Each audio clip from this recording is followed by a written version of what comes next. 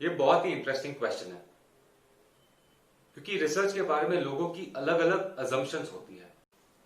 अगर आप में रिसर्च करने की काबिलियत है तो ये दौर बहुत ही अमेजिंग है। डेटा बहुत है। मैं सिर्फ अपने इंटरनेट की बात नहीं कर रहा हूं, मैं अपने रिसर्च डेटा की बात कर रहा हूं।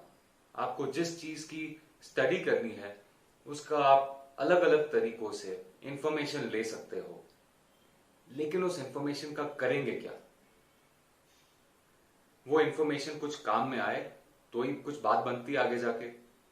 मान लो अगर आपको बॉडी की फंक्शनिंग कैसी होती है, पहले समझ लो जैसे कुछ ऊपर ऊपर वाले इंडिकेटर्स थे कि आप सिर्फ टेम्परेचर चेक कर सकते हो, लेकिन आजकल अलग अलग डिवाइसेस पहनकर आप अपने बॉडी की नॉन स्टॉप मॉनिटरिंग कर सकते हो, वो भी एट स्केल।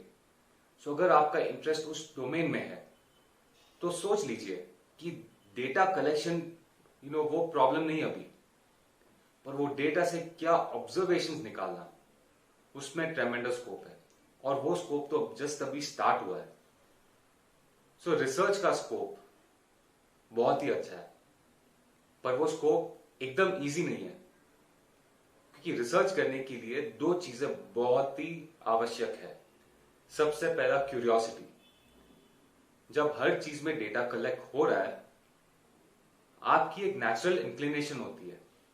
जैसे कुछ लोग की नेचुरल इंक्लिनेशन होती है कि क्रिकेट में प्लेयर्स के statistics, there are so many people, और इतना सारा रिपोर्टिंग होता है कि कौन सा प्लेयर क्या कर रहा है, क्या मैचअप है, कहां पे उस बैट्समैन को बॉल डालना चाहिए। वो भी एक इंटरेस्टिंग टॉपिक है। You take any other scientific area, उसमें भी आपको बहुत सारा डेटा मिलेगा। What matters at the end of the day is आप किस चीज के बारे में बहुत ही क्यूरियस है। और दूसरी चीज विच इज उस क्यूरियोसिटी को आंसर करने के लिए आप में कितनी पेशेंस और परसिवरेंस है। क्योंकि जो अच्छी चीज है जानने लायक, उसका जवाब तुरंत नहीं मिलता है, उसके पीछे मेहनत करनी पड़ती है।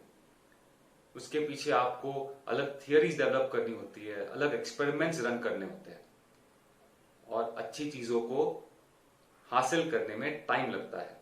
उसके लिए पेशेंस चाहिए। अगर आप में ये क्यूरियोसिटी, पेशेंस एंड परसिवरेंस का कॉम्बिनेशन है, then I would say research is an amazing option for you. And do not worry, आप रिसर्च अलग अलग एरियाज में कर सकते हो। अगर आपका साइंसेस को एडवांस करने में इंटरेस्ट है तो आप प्योर रिसर्च करियर में भी जा सकते हो। इंडस्ट्रीज में अप्लाइड रिसर्च होता है, मीनिंग आपने कुछ चीजें समझी, उसको आप इंप्लीमेंट कैसे करोगे, उससे आप अलग प्रोडक्ट्स कैसे बनाओगे, वो डायरेक्शन में भी जा सकते हो। और अगर आपको रिसर्च मेथड्स, रिसर्च स्टाइल्स में इंटरेस्ट है, देन आप टीचिंग भी कर सकते हो, आप प्रोफेसर बन सकते हो। रास्ते तो बहुत सारे हैं, स्कोप भी बहुत सारा है।